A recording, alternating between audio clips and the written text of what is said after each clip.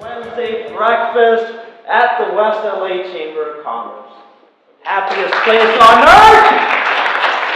Happiest place on earth, second only to Disneyland. Maybe we should get that as our slogan. Whoever can get that approved, that'd be fantastic. How's everyone doing? Good. Good?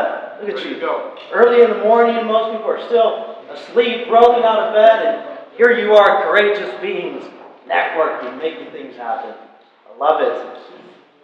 My name is Daniel Rangel. It's an honor, it is a pleasure to be your host this morning. To get things started, we're going to start with the Pledge of Allegiance. Helping us out, we have Daniel Scott. If you can lead us, Mr. Daniel. Absolutely, I'd love to. Please, everyone, rise, face the flag, and put your right hand over your heart, and let's pledge together. I pledge allegiance to the flag of the United States of America and to the republic for which it stands, one nation, under God, indivisible, with liberty and justice for all. Thank you. Thank you, Daniel. Thank you. So for those who might have just stumbled in here, maybe you saw a Facebook post and you said, hey, why not? Let me sign up. Let me just clarify why we're here. We do have a mission statement. The mission of the West LA Chamber is to enhance opportunities for members of the West Los Angeles business community through referral, advocacy, and education. And to take a little further, why are we here? We're here to further the interest of the businesses in our community, right? We're here to mastermind, to meet like-minded people, right? So it rubs off this ambition, this courage of the people in this room. Now, I'll share my testimony. I've been going to the West LA Chamber of Commerce for 2 years. As a real estate agent in the past 2 years, I have not received one direct referral. Now, many people would be like, why the heck do you keep coming back, you stubborn man? Why? Because, ladies and gentlemen, a direct referral is just a small part of the incredible value that comes from being a member of the West LA Chamber of Commerce. It's a mastermind group. It's a place to find your team. It's a place to collaborate, to find indirect ways of bringing value to your business. I'll give you an example. I started a YouTube channel. Typically, my videos had like 1 or 2 views. Mostly my mom and my dad and Bruce Bay once in a while, when we had the time. I collaborated with people in this room. Measure EE. We created a video. Got close to 100,000 views. Do you know how expensive it is and how much money I would have to normally pay Facebook to get that many views? A lot of money. That came from the value of the people in this room. Anybody else, veterans, want to share why we come here, purpose? Why you keep coming back stubbornly, week after week, month after month? Anybody? Anybody want to just like make some noise? Steve Little! Sure. For me, similar to you, it's nice to be able to have a group of people that you can go to when you need things.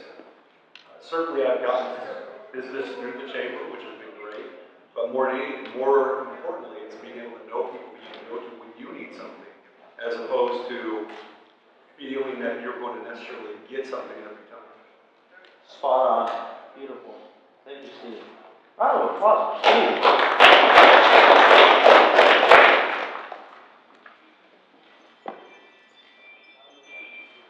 Now, just to give you a summary of what's coming next, we have 3 fantastic speakers. We are, and if you guys haven't noticed it already by the metal detectors, a very special guest. Israel's Consul General will be speaking, sharing some words with us. We'll follow that with a few words from our elected representatives, some possible networking at the end. We'll go around, we'll share who we are, introduce ourselves to the group, what we do, and I believe if we have time, if we do have new members, we'll introduce them and welcome them to the club. Now, in the spirit of education, right? Educated businesses are better businesses. In the spirit of that, we do have a special section led by Mr. Ted Green, our own personal legislative consultant. He'll be briefing us on what's going on in the political world, what's going on in laws, things that will impact our community. Please help me welcome Mr. Ted Green to the stage. Thank you. The stage is yours, sir. Thank you very much. Pleased to be here this morning. So, last Sunday, November 3rd, marked 1 year to the November 3rd, 2020 election. Sunday was actually 366 days until the election. Monday was 365 days. You know, they put leap year in the presidential election year so that there could be one more day of campaigning to look forward to. Since we're a year out from the November election, I wanted to provide a little preview of ballot measures, statewide ballot measures heading to the ballot. Not all necessarily going to make the ballot, but basically a year out is when you have to be serious about collecting the signatures and getting a measure on the ballot. If you've got a lot of money, you can do it in 10 months, 11 months, kind of pushing it. But generally speaking, a year out, which is where we are now, if you're serious about being on the ballot, you have to have turned in your language to the Attorney General for the title and summary, and it allows everyone else to kind of see who's posturing, who's getting ready. Before we get to the November election, there's going to be a March ballot. There's one statewide measure that's going to be on that ballot. It was put on the ballot, not by signatures, but it was put on the ballot by the legislature, and that's a $15 billion bond measure for school facilities, K through 12 schools, community colleges, Cal State and UC, all would benefit if the voters pass these bonds. Non-union contractors have raised concerns over the language of this bond measure, and they argue that the way these bonds are set up, basically school districts or other entities looking to use the bonds would have to sign project labor agreements, which means non-union contractors are basically shut out from that work. So we'll see how voters react to that measure. Looking now at November 2020, already qualified for the ballot is a referendum on legislation that was passed by the legislature eliminating cash bail, part of a justice reform measure. And you know, almost any bill the legislature passes, we as citizens have the right to referendum, which basically means refer it to the voters. And that's exactly what the bail bonds industry did. This is an existential threat for them. If there's no cash bail, there are no bail bondsmen in California. So they have referred this measure to the voters, and in November, we'll have an opportunity to vote yes or no on the bill that was passed by the legislature. The other big fight that is qualified for the ballot is called split roll. And just by a show of hands, how many people know what the term split roll refers to? Okay, so just real briefly, because you're going to hear about $200 million in advertising on this from both the yes and the no campaign that have money. So everyone knows Proposition 13 locks in the assessed value of all property, commercial or residential. Once you buy a piece of property, the assessed value of that property can only increase up to 2% a year. The argument from a property owner's point of view is that allows you to know, if I can afford this $700,000 home, my assessed value and therefore my property taxes will go up 2% a year, and I can plan on that, no matter how much the market value of my home increases. The flip side to that argument is you could have two identical $700,000 homes next to each other. One has been held by an owner for 30 years. One is turned over every 4 years. So therefore the assessed value is significantly different. And this piece of property, this property owner is paying higher property taxes than this property owner. Is that fair? Well, under the current law, all properties, commercial and residential, are treated the same. Whether you think it's fair or not, they're treated the same. What a split roll does is it splits the roll and treats residential differently than commercial. So what this initiative proposes is to not change the rules for residential properties, but to automatically reassess commercial real estate every 3 years, regardless of whether there's a change in ownership or not. As you can obviously tell, commercial real estate is very concerned about that and has already committed more than $100 million to fight that if it ends up on the ballot. So those are qualified for the ballot. The split roll, by the way, the proponents expected to qualify it for 2018, but they started late and they took longer to qualify it, so they ultimately collected enough signatures, but not in time for the 2018 election, so it sort of automatically rolled over to 2020. I'm going to come back to that in a moment. So in the phase of currently collecting signatures, so we'll see if they end up really spending the money that it takes to get the signatures that they need and get it on the ballot. One is restrictions on parole for nonviolent offenders. You know, over the last 15 years, we've kind of seen a whipsaw on criminal justice, and kind of the state's policies have varied from, you know, lock them up and throw away the key, to more lenient and let's have rehabilitation and allow people to reestablish themselves in the community. This is an initiative that's kind of going back towards the more law and order, lock them up and throw away the key, and we'll see how voters react to that if it qualifies. As well as the AIDS Healthcare Foundation has a rent control initiative in circulation. You might remember there was a major battle over Prop 10 in 2018, and the residential real estate community defeated a statewide rent control measure. The same proponents are back again. One big difference is this last fall, or this fall, the state legislature passed AB 1482, which is a statewide rent control. It's a cap of 5% plus CPI that applies to, there's some limitations, but basically applies to all apartments in California. So we'll see if that cools the jets of the proponents of the rent control. Then there are 4 measures that are awaiting title and summary. So the first thing you do when you write an initiative is you turn it into the Attorney General's office, and they prepare what's supposed to be neutral, understandable language that describes what your initiative does so that voters can evaluate whether they want to vote yes or no. Some of you may remember the California Consumer Privacy Act, which we've talked about. There were a lot of bills in the legislature this year to reform that act. It goes into effect January 1st next year, 2 months from now. What prompted the California Consumer Privacy Act is a developer in San Francisco in 2018 circulated a privacy initiative that really kind of freaked people out. And one of the challenges with an initiative is once we as voters pass it, particularly if it's a constitutional amendment, it can only be changed by a future vote of the people. Whereas if the legislature passes a bill and then they decide 1 year, 2 years, 3 years, they want to tweak it or make some changes, they can do that.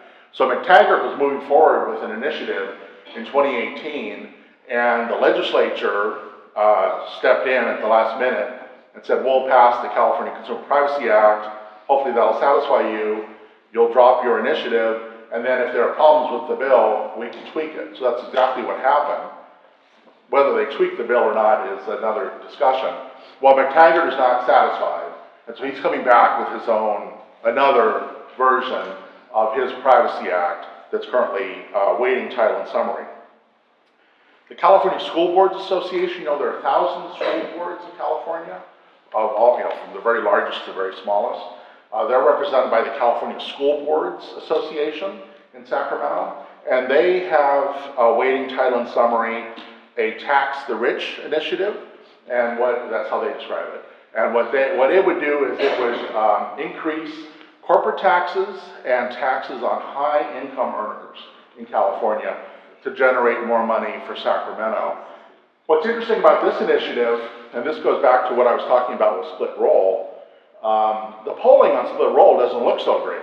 When you talk to voters about, you know, if you increase taxes on commercial real estate, who's going to pay that?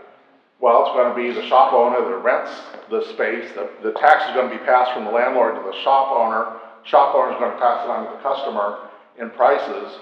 Ultimately, it's a tax increase for all of us. So, split roll doesn't poll that well, and if you're a proponent of more taxes for Sacramento, and you're investing $100 million into an initiative, you know, do you want to back something that is going to lose? Well, part of the answer to that is, can you prove that it's going to lose? Maybe I think it's going to win, you think it's going to lose. Well, what the California School Board Association is saying is, split roll doesn't look like it's going to pass, so here's an alternative route to pursue more taxes for Sacramento, tax the rich. So that sets up a battle between the split roll community and the tax the rich community, if you want to call them that. This is an interesting one. Trial lawyers have an initiative in waiting title and summary to change the compensation caps for wrongful death and quality of life damages. So some of you have been around, like me, long enough to remember a time when malpractice insurance was outrageously expensive in California, and the reason for that was the damages that insurance companies were protecting practitioners against could be exorbitant. And there was basically an agreement called MICRA that was between the insurance industry, the trial lawyers, the medical industry, that limited those damages. So that if I'm a doctor and I do something dumb and it ends up I'm negligent, the compensation that the person who was wrong could receive is capped, which makes my insurance company happy, keeps my premiums moderate. So that's been a deal for like 15, 20 years, and it looks like it may be coming off the table. Trial lawyers are moving forward with an initiative that would change the compensation caps for wrongful death. Obviously, that would be an emotional campaign if that moves forward. And then finally, two more things finally. So I talked about how split roll isn't polling well. So the proponents of split roll, so they wrote this initiative thinking it was going to be on the ballot and pass in 2018. It has all kinds of language in there, like starting in 2019, such and such happens. Starting in 2020, such and such happens. Well, that doesn't make sense now that we're voting on it, potentially voting on it in November of 2020. So they have in circulation another variation of that split roll initiative. But because it's not polling well, they have a third version that's circulating for signatures. And what the third version does is it doesn't change the assessment rules for apartment buildings. So what they've done is they've carved out residential commercial real estate and left that under the existing Prop 13 protections, but left commercial real estate, like where we are today, under the new regime. And then finally, we talked a lot about, over the course of the year, AB 5, the law dealing with independent contractors. So one of the most controversial parts about independent contracting has to do with app-based workers, Uber, Lyft, DoorDash, Postmate drivers. And basically, those companies say, look, we need a hybrid form of employment for those people. We understand that you don't want them to be independent contractors, but they're not employees. So how about a hybrid system where they can earn some of the benefits that traditional employees earn, but still are not employees? Legislature rejected that. So they're moving forward with an initiative, and they put $110 million into a campaign committee, and they have a waiting title and summary, an initiative to create this hybrid form of government, hybrid form of employment for app-based workers. One of the concerns with that is there are a whole bunch of other types of workers that are affected by AB 5 that were not exempted from the bill. And they and the people who contract with them are sort of saying, well, what about us? And, you know, the answer from the app-based employees, if you want, we're trying to solve our problem. We're spending our money to solve our problem. So, I don't think all those are going to make it to the ballot, but there are a lot of really high-profile issues that people are going to spend a lot of money to try to pass and or defeat. Any questions I can answer on any of that for anybody? Yes, Steve. Who's doing who's backing the split roll? So it's the California Teachers Association, which is the 800-pound gorilla in Sacramento. They have a lot of members, a lot of money. SEIU, which represents a lot of state government and other government employees. It's primarily the labor community and those who advocate for programs that are dependent on more funding from Sacramento. So they're trying to get more funding, essentially through taxation. Right. They want to increase the state's general fund. Under Prop 98, education receives 40-something% of all money that goes to the general fund. So if you increase funding to the general fund, that automatically increases funding for education. But 60% goes somewhere else. Yeah. Everything else is Phenomenal. Yeah. I heard that somebody was working on an initiative that would ban the state from getting rid of single-family zoning. It'd be a constitutional amendment that would ban the state from doing. Does that go anywhere? So I looked at the Secretary of State's website before coming here, and they list every initiative that's been submitted, including some that are, like, I think it costs $600 to file an initiative. So, you know, if I want to rename California the state of Ted Green, for $600, I can submit an initiative to do that. So it's a low threshold to submit an initiative. I don't remember seeing that initiative on the list, but I also, if someone were to spend $600 to turn that into the Attorney General, I don't think they would have done any polling on the chances of something like that passing. Because, I mean, remember who votes. Disproportionately, owners of single-family homes vote at a higher rate than any other category of voters in California. Okay? Thank you.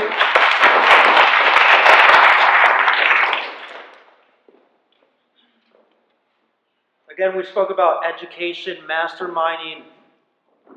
An educated business is a successful business, ladies and gentlemen.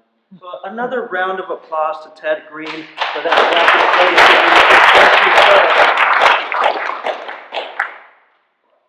Just a general disclaimer, if anyone just happens to be wondering. The security, the metal detectors, those have not been provided or paid by the Chamber of Commerce.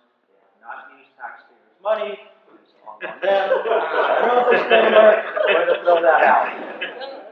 Was that for his base? We're not pointing finger or asking or, you know, if anyone had a lingering thought, just throwing it out there. I need a little help here, Roosevelt. Elected representative announcements. We have 2 minutes. Do we have any elected representatives here? Oh, nice. Did you just walk in? You just walked in. You just walked in, right? I did. Perfect timing. Want to join us for a 2 minute? Yeah. All right.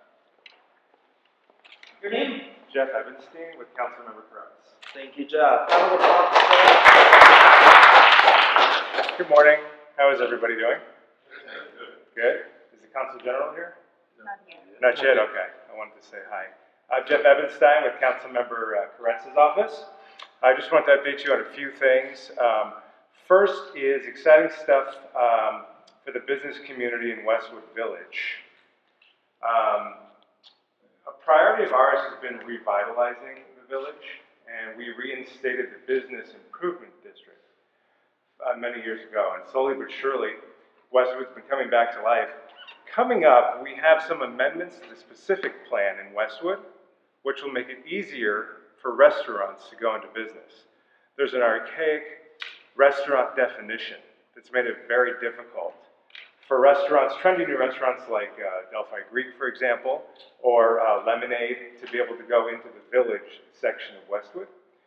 So there's going to be a process where it goes to planning, Plum Committee and City Council for public input on ideas on how we can enhance the experience for restaurants in Westwood. So I think that's going to be an exciting opportunity to help the revitalization. Just two other priorities I want to mention. Ending homelessness, top priority for City Council. Councilmember Kretz at a meeting a couple of weeks ago said, ending homelessness is not a 9 to 5 issue. He called for special City Council meetings in the evening, city staff working overtime. We're not going to solve it by just sitting at our desks at a 9 to 5 situation.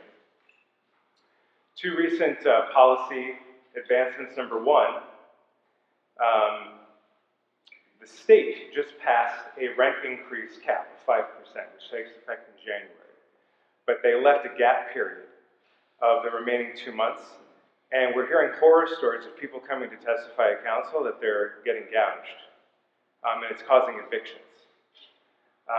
And so we put a temporary moratorium on increases to help people stay in their homes. You know, the councilman helped lead the thought that there's not a one-size-fits-all to the issue. There are people who have mental health issues. There are people who are getting evicted with their rent. There are drug-addicted people, family reunification issues. So he's leading that we need to have a multi-pronged approach to deal with this. And we're making progress on that issue. Third is, I don't know if anyone lives, this is just on the DOT side of things, with a couple of minutes I have. If you live in a preferential parking district where you have those hang tags, UCLA, our neighbor, just developed a new system where you can enter your license plate for yourself and your visitors to be able to park in your neighborhood, to not have to deal with those pesky hang tags. So we just put in a motion for the city to develop that on the DOT technology side of things. So three priorities we're working on is ending homelessness, trying to find ways to improve the business community, traffic and transportation. The council member is available for district office hours every Thursday at our office on Wilshire.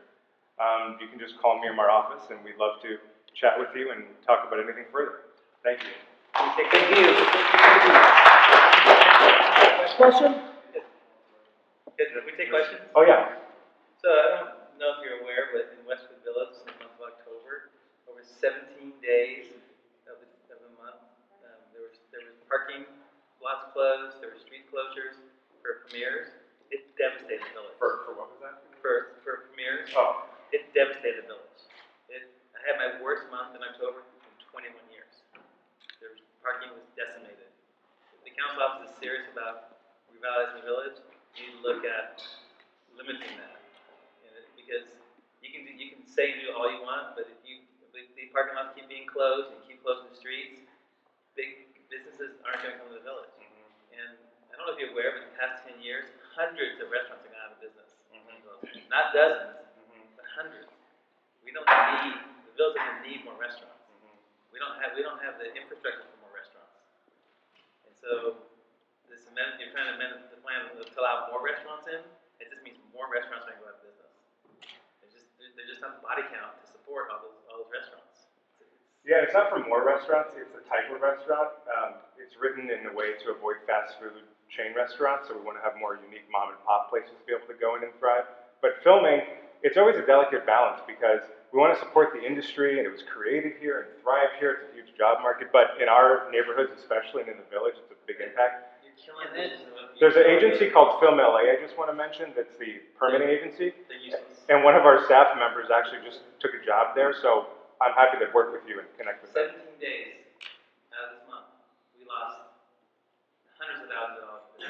And we're running short on time, I'd so love to maybe you follow guys up. can do later. Just on a tight schedule here. We have another elected representative. Yes. Folks, I'm not elected yet, but my name is Glenn Ratcliffe. I am the GOP candidate for assembly from this area. I am pro-business. I used to own a restaurant up in Westwood Village from 84 to 88. My family moved here from Kentucky in 1919. In fact, my grandpa built the Bruin Theater up here in the village. So my roots go deep here. I know what the community needs. I'd sure love to get some signatures on my paperwork here today. God bless all of you. Thank you. Thank you.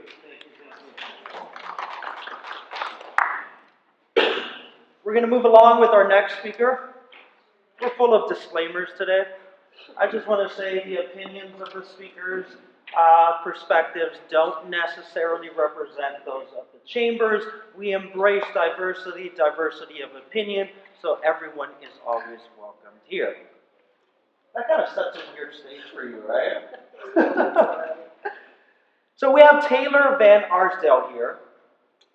She's speaking on behalf of the campaign, Recall Governor Gavin Newsom. Californians to recall Governor Gavin Newsom. Thank you. She's an award-winning author. Please help me welcome Taylor to the stage. Okay,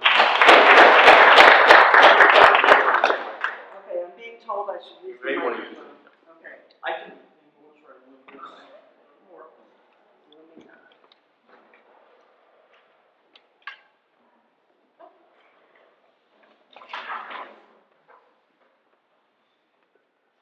Okay, can you guys hear me?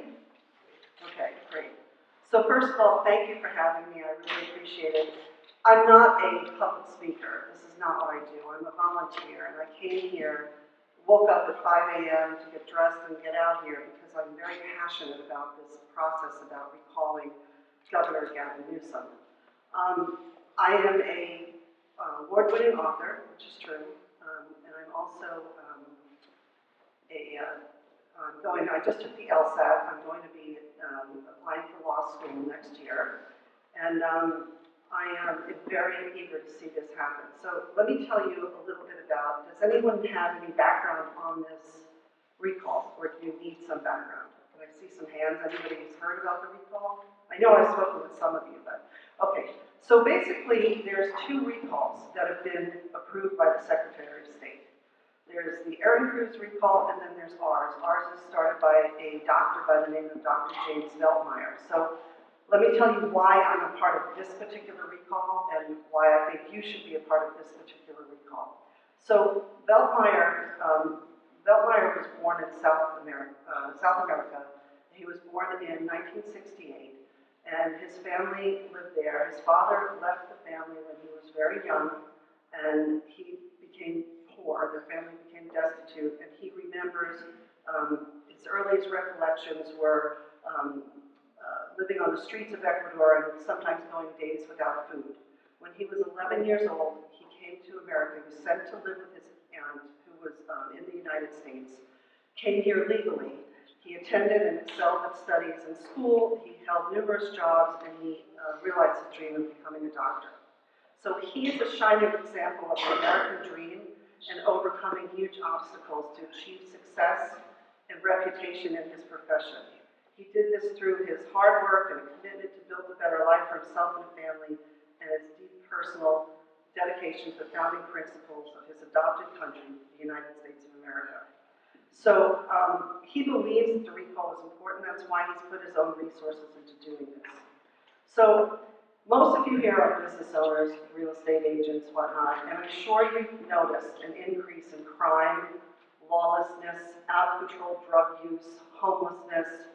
If you have a storefront, I'm sure you've had issues with people sleeping in front of your doors, having to clean up in front of your storefront. And that's not pleasant for customers coming to your business or going to a place of business. I've been in California for 30 years, and I don't like what I'm seeing here. Out-of-control tent cities, public drug use, rampant crime, the police not being able to do their jobs. This is because of laws that Governor Gavin Newsom has put into effect that he signed. So I have reasons why we want the recall. I'm just going to name some of them. Homelessness crisis, out-of-control homelessness, stopping the death penalty in California, free health care for illegal immigrants. And the key here, though, is more taxes. Newsom has proposed $2.4 billion in new taxes. We are tired of taxes.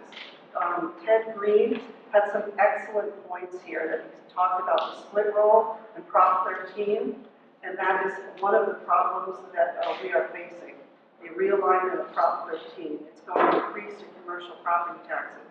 So I could go on and on this, but But basically what we're looking for is people to sign our petitions and to sign up with us, basically. So we have petitions, we have 2 petitions. We have one that is, which most of you have signed already, has 10 signatures. And the reason that our petition, we believe, is going to be the one that excels is that we need paid circulators to complete the second portion of this campaign. We only have until March to get the signatures we need. And Erin Cruz's petition, while it's been approved by the Secretary of State, doesn't have the requisite number of fields that we need to get paid circulators on board. They will not work with they will not work with a petition that doesn't have the right amount of boxes on here. So that's basically all I can say. I mean, if you have any questions, if you'd like to ask me anything, I can tell you more facts and stats, but that's basically it. Question. Sure. When is the deadline? Like, is it? March 15th. How many signatures you collected? So by volunteers, so far, we've had over 250,000 signatures have come in so far. There has never been a petition recall, statewide petition recall in California that has garnered more than 600,000 signatures without paid circulators in place. So we absolutely need help to get the paid circulators in place, and we absolutely need people to help with our efforts.